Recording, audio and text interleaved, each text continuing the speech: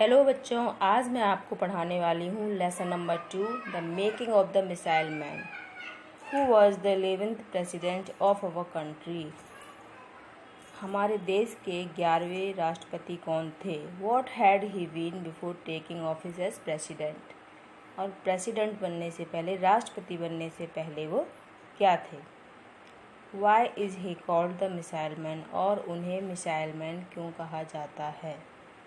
तो ये जो तीनों बातें हैं वो किसके बारे में हैं, APJ अब्दुल कलाम जी के बारे में। The making of the missile man, जैसा कि हमें नाम से पता चलता है लेसन के, तो इसमें जो है मिसाइल मैन बनने की पूरी कहानी बताई गई है कि APJ Abdul Kalam missile man कैसे बने। और ये जो क्वेश्चन दिए गए हैं, इन क्वेश्चंस के आंसर जब हम लेसन आगे पढ़ेंगे तो हमें मिलेंगे। Have you heard about the missile man. क्या आपने मिसाइल मैन के बारे में सुना है। आई थिंक बच्चों आप सभी ने सुना होगा और जानते भी होंगे। Who has put our country on the map of the scientific Nations in the world. जिन्होंने हमारे देश को दुनिया के ऐसे नक्शे पर जगह दिलाई है जहाँ पर सारे वैज्ञानिक राष्ट्रों की जगह थी, मतलब वैज्ञानिक राष्ट्रों के बीच में हमारे देश को एक उचित स्थान दिलाया है। विज्ञान के क्षेत्र में हमारे देश को आगे लेकर आए हैं। Yes, he is none other than the 11th president of India. हाँ, तो वो और कोई नहीं है बल्कि कौन है, जो हमारे देश के 11वें राष्ट्रपति हैं, ये वही हैं। इनका पूरा नाम देखो, अबुल पाकिर जैनुल अब्दीन अब्दुल कलाम। ये APJ अब्दुल कलाम जी का पूरा नाम है। He comes from a middle class family, और ये मिडिल क्लास फैमिली से बिलोंग करते हैं। But by virtue of his hard work and determination he rose to the highest office of our country.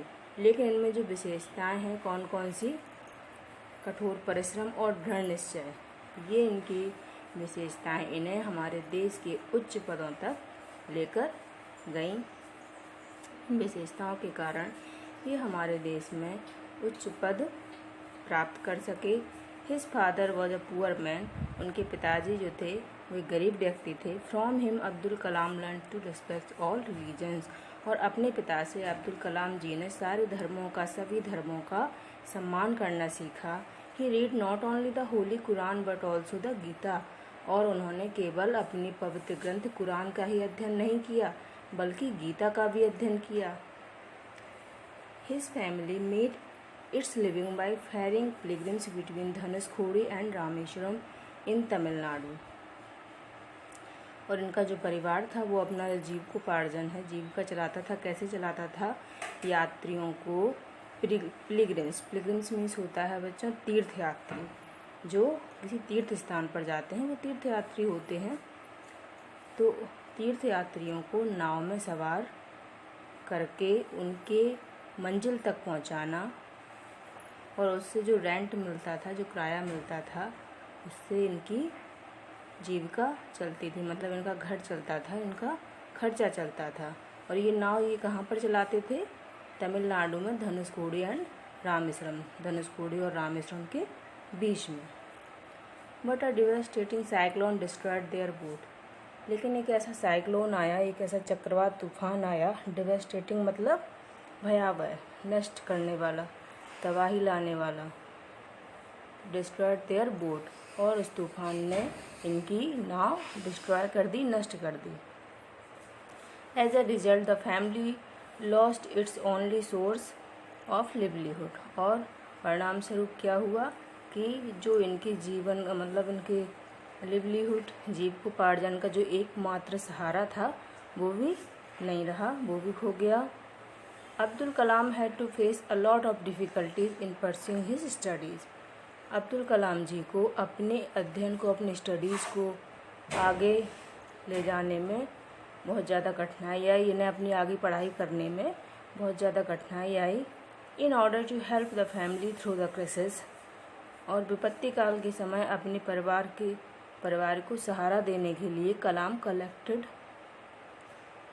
टमारिंड seeds, इमली के बीजों को इकट्ठा करते थे, and sold them to shop, और उन्हें एक दुकान पर बेच देते थे। For this he was paid a lordly sum of about 6 पैसे 1 आना। और ये इमली के बीज जो इकट्ठा करके बेचा करते थे, तो वहाँ से इन्हें कुछ पैसे मिलते थे। लगभग कितने पैसे? 6 पैसे। मतलब 1 आना से थोड़े से ज़्यादा, 5 पैसे का 1 आना होता है, तो इन्हें कितने मिलते थे? 6 पैसे। He also collected a popular newspaper in Tamil, Dinmani, at Rameswaram railway station. और टमरंड सीड्स के अलावा, मतलब इमली के बीजों के अलावा और क्या कलेक्ट किया करते थे वो? न्यूज़पेपर, तमिल न्यूज़पेपर, जो कि एक पॉपुलर न्यूज़पेपर था उस समय, जिसका नाम था दिनमणि। पॉपुलर मीन्स लोकप्रिय। और कहाँ पर कलेक्ट किया करते थे? रामेश्वरम रेलवे स्टेशन पर। And helped his cousin Samsuddin in selling it. और न्यूज़पेपर को बेचने में वो अपने चचेरे भाई सामुद्दीन की मदद किया करते थे। For this service Kalam was paid a little money. और इस काम के लिए उन्हें कुछ पैसे मिलते थे। दो his earning was very little. यद्यपि उनकी जो अर्निंग थी, मतलब उन्हें जो पैसे मिलते थे वो बहुत कम थे। He was happy that he was able to care for his family. लेकिन वो इस बात से खुश थे कि कम से कम वो अपने परिवार की मदद कर पा रहे हैं। At school he was eager to learn about everything. और स्कूल में वो बड़े ही जिज्ञासु किस्म के विद्यार्थी थे, मतलब कि हर चीज़ सीखने में वो उत्सुक रहते थे। हर एक चीज़ सीखने का उनका मन रहता था सदा। English, mathematics, science and Tamil were his favourite subjects. ये जो सब्जेक्ट हैं वो उनके फेवरेट सब्जेक्ट्स थे। He has written many poems in Tamil as well as in English. उन्होंने तमिल भाषा में और इंग्लिश में, दोनों ही भाषाओं में उन्होंने काफ़ी सारी कविताएं लिखी हैं। He used to spend his time on the beach. और वो समुद्र के किनारे समय बिताया करते थे। Whenever he saw a bird flying. और जब कभी भी वो किसी चिड़िया को आसमान में उड़ते देखा करते थे। He also wished to fly like it. और उनकी हमेशा इच्छा होती उस चिड़िया की तरह उड़ने की। उनका भी मन करता कि वो भी उस चिड़िया की तरह आसमान में उड़ें। This passion for flying inspired Abdul Kalam to design SLV-3 satellite launch vehicle. और ये जो उड़ने की उनकी लालसा थी, उसने उन्हें इंस्पायर किया। इंस्पायर मीन्स प्रेरित करना।